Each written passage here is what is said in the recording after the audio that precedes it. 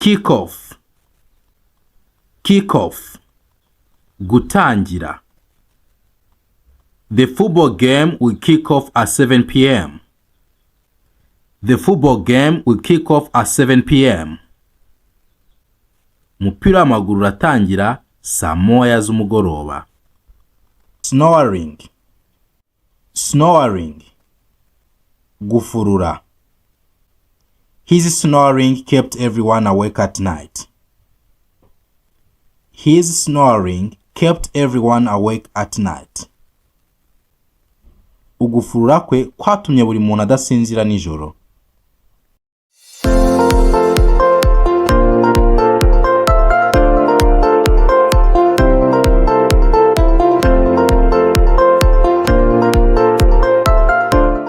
Good morning, good afternoon, good evening.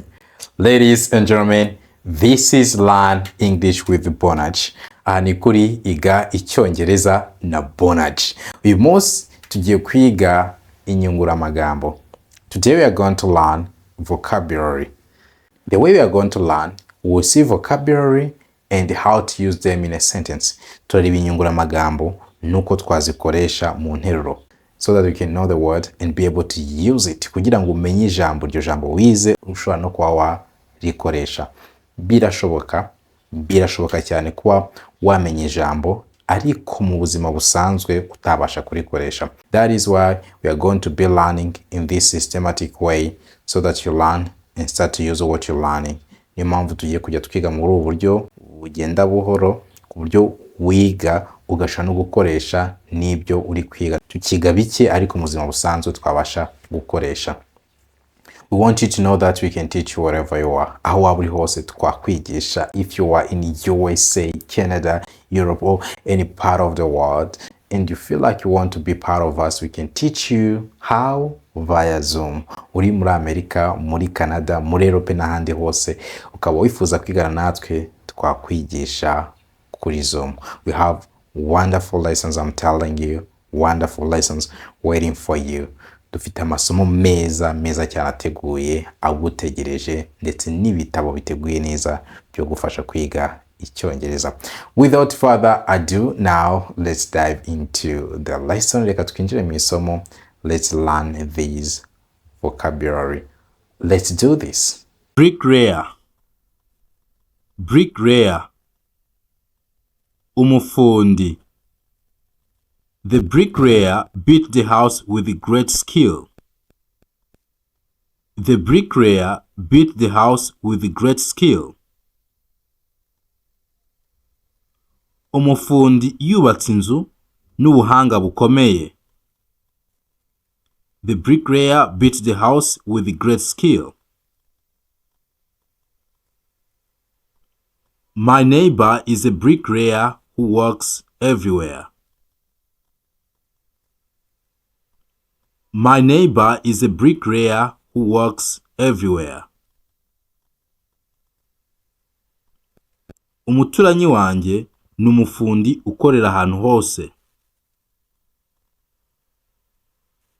My neighbor is a bricklayer who works everywhere. Brimful, brimful. Cyuzuye kugera ku mutwe. The basket was brimful of fresh apples. The basket was brimful of fresh apples. Igitebo cyari cyuzuye pome ziciriweho. The basket was brimful of fresh apples. Her heart was brimful of joy after hearing the good news. Her heart was brimful of joy after hearing the good news. Umutima we wari usendereye umunezero nyuma yo kumva inkuru nziza. Her heart was brimful of joy after hearing the good news. Kick off, kick off. Gutangira. The football game will kick off at 7 p.m. The football game will kick off at 7 p.m. Umupira w'amaguru uratangira saa moya z'umugoroba. The football game will kick off at 7 p.m. We will kick off the meeting with a brief introduction. We will kick off the meeting with a brief introduction.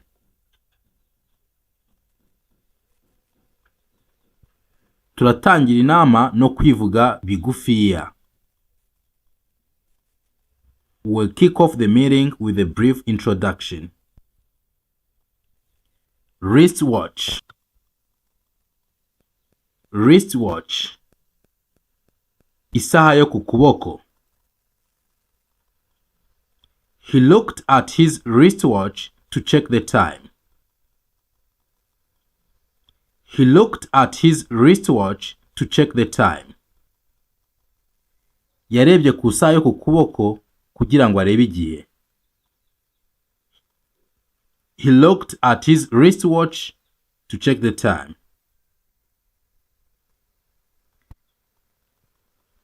My wristwatch has a leather strap. My wristwatch has a leather strap. Isaha yanjye yo ku kuboko ifite umugozi w'uruhu. My wristwatch has a leather strap. Scar. Scar. Inkovu. He has a scar on his forehead from childhood accident. He has a scar on his forehead from a childhood accident. Afite inkovu ku mpanga yakuye ku mpanuka yo mu bwana. He has a scar on his forehead from childhood accident. My scar bothers me. My scar bothers me. Inkovu yanjye irambangamira. My scar bothers me. Wait. Here with me, I have books. Mufitiye ibitabo. This is vocabulary book. Igitabo kirimo inyunguramagambo z'icyongereza ndetse n'ikinyarwanda. This is dictionary of English and Kinyarwanda. Niba mu gihe uri kuvuga icyongereza amagambo akubana makeya, this is a book that can help you. Igitabo cyagufasha mu gihe uri kuvuga ntabwo ukeneye kuba uri gutekereza ijambo ugiye gukoresha. You have to keep speaking, and this is the book that will help you with that. Ikindi gitabo kizagufasha ibyo. Ikindi, niba uri umutangizi ukaba ushaka kuzamura urwego rwawe rw'icyongereza, this is Begin Smart to End Smart with more than 200 pages. Pages zirenga 200 harimo icyongereza ndetse gisobanuye mu kinyarwanda.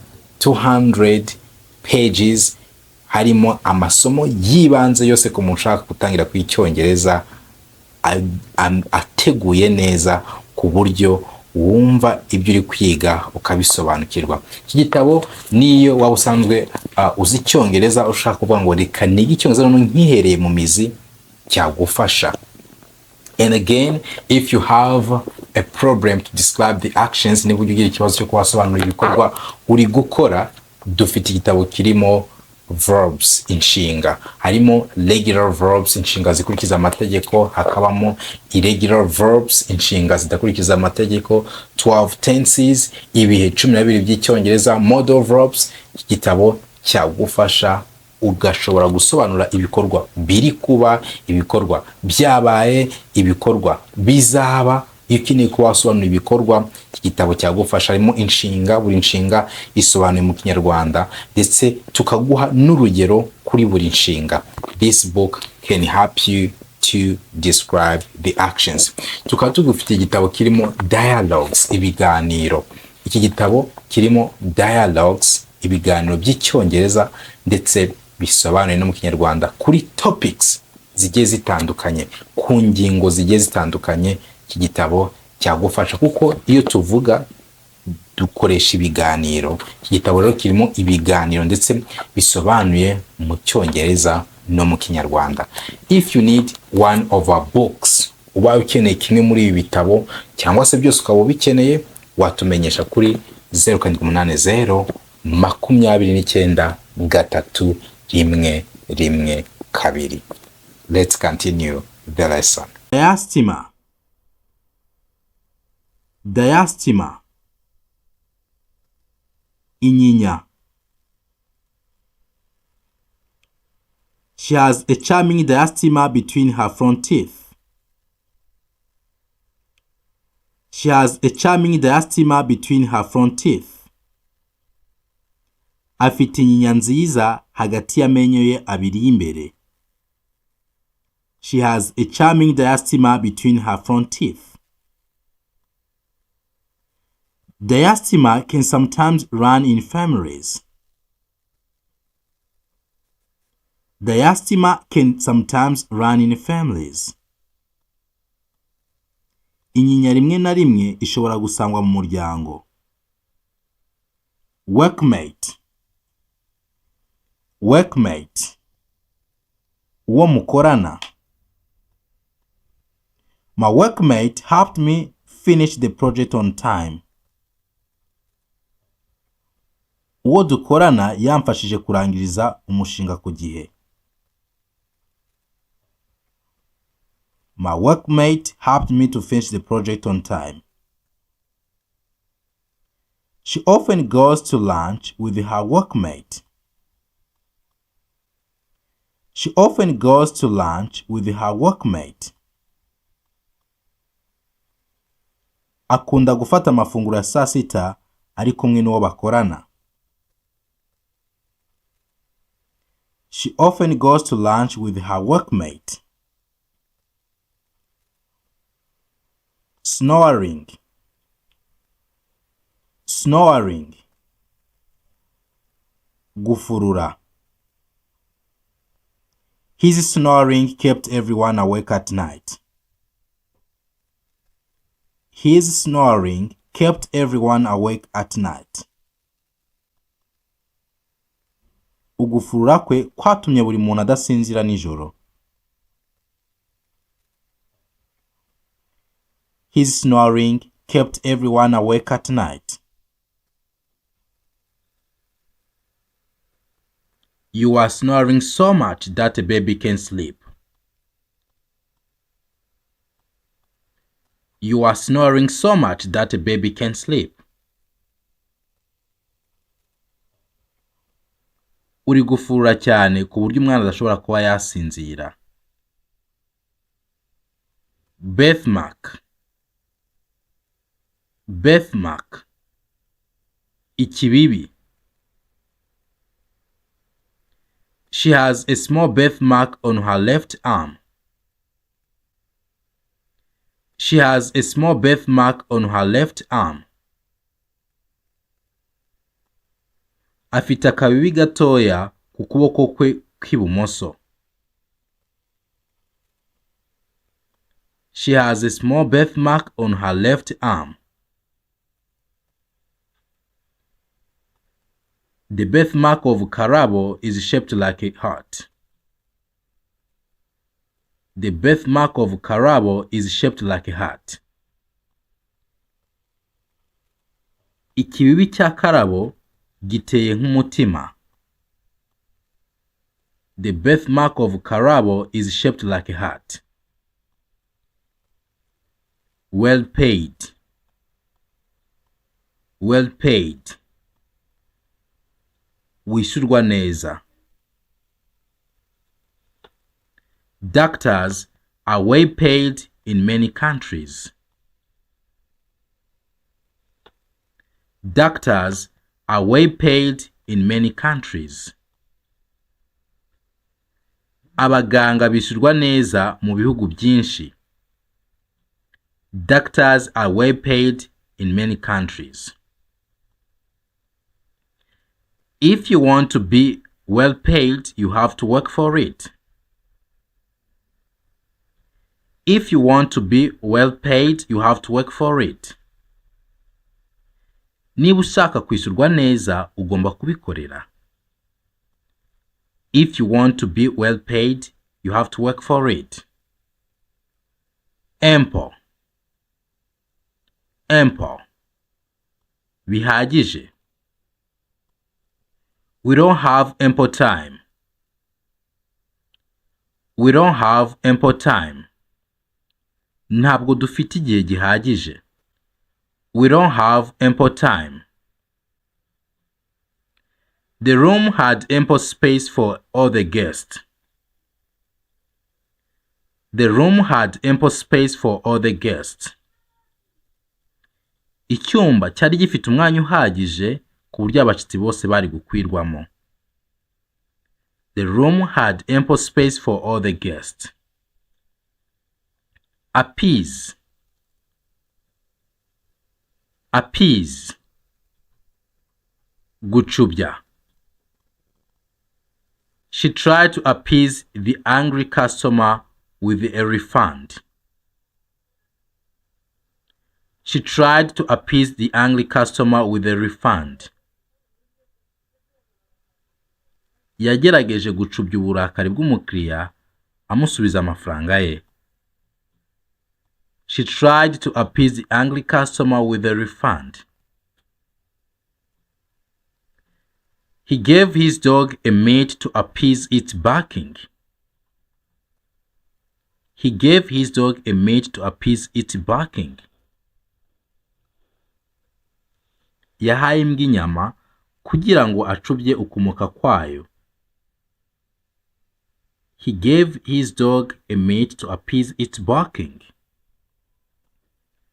Asylum. Asylum. Ubuhungiro. We are looking for asylum. We are looking for asylum. Turi gushaka ubuhungiro. We are looking for asylum.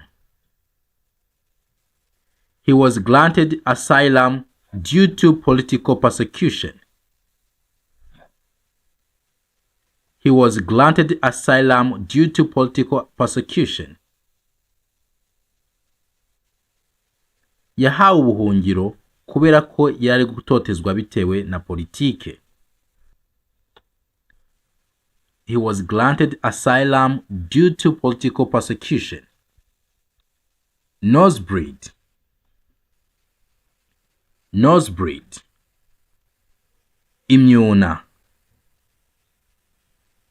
Diana got a nosebleed after being hit by the ball. Diana got a nosebleed after being hit by the ball. Diana yagize imyuna amaze gukubitwa n'umupira. Diana got a nosebleed after being hit by the ball. High temperature can sometimes cause a nosebleed.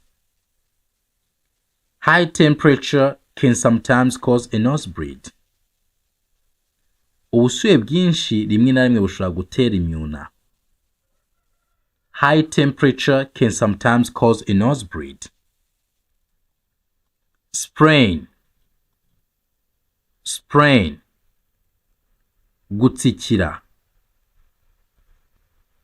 He had to rest after a bad ankle sprain. He had to rest after a bad ankle sprain. Yagombaga kuruhuka nyuma yo gutsikira bikomeye cyane mu kabombambari. He had to rest after a bad ankle sprain. Change your shoes so that you don't sprain. Change your shoes so that you don't sprain. Hindura inkweto utaza gutsikira. Change your shoes so that you don't sprain. Squat.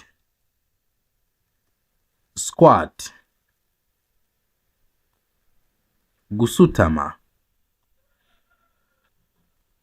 He decided to squat in the abandoned building.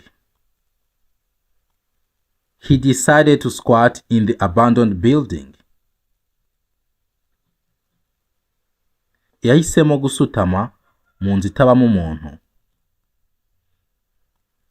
He decided to squat in the abandoned building. Squatting can be good exercise for legs.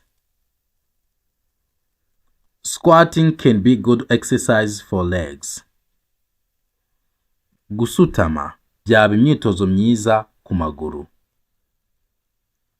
Squatting can be good exercise for legs. Yawn. Yawn. Kwayura. Why are you yawning so much? Why are you yawning so much? Kuki uri kwayura cyane? Why are you yawning so much? Yawning is often a sign of tiredness. Yawning is often a sign of tiredness. Kwayura akenshi aba ari ikimenyetso cyo kunanirwa. Yawning is often a sign of tiredness. Sneeze. Sneeze. Kwitsamura. He sneezed multiple times due to allergies. He sneezed multiple times due to allergies. Yitsamuye inshuro nyinshi kubera allergy. He sneezed multiple times due to allergies. I feel relieved after sneezing. I feel relieved after sneezing. Ndumva nduhutse nyuma yo kwitsamura. I feel relieved after sneezing. Peep. Peep. Guhengereza. The thief is peeping in the fence. The thief is peeping in the fence. Umujura ari guhengereza mu ruzitiro. The thief is peeping in the fence. Let me take a peep. Let me take a peep. Reka mpengereze. Let me take a peep. Peel. Peel. Gutonora cyangwa guhata. Use a knife to peel the apple. Use a knife to peel the apple. Koresha icyuma uhata pome. Use a knife to peel the apple. Who is going to peel the potatoes? Who is going to peel the potatoes? Ninde uri buhate ibirayi? Who is going to peel the potatoes? Straw. Straw. Umuheha. In Rwanda, we no longer use straws. In Rwanda, we no longer use straws. Mu Rwanda ntabwo tugikoresha imiheha. In Rwanda, we no longer use straws. She drank her juice through a straw. She drank her juice through a straw. She drank her juice through a straw. Yanyweye umutobe akoresheje umuheha. She drank her juice through a straw. Note. Note. ipfundo. Kayitare tied a knot in the rope. Kayitare tied a knot in the rope. Kayitare yahambiye ipfundo mu mugozi. Kayitare tied a knot in the rope. My brother showed me how to make a knot. My brother showed me how to make a knot. Umuvandimwe wanjye yanyeretse uko bahambira ipfundo. Guavas.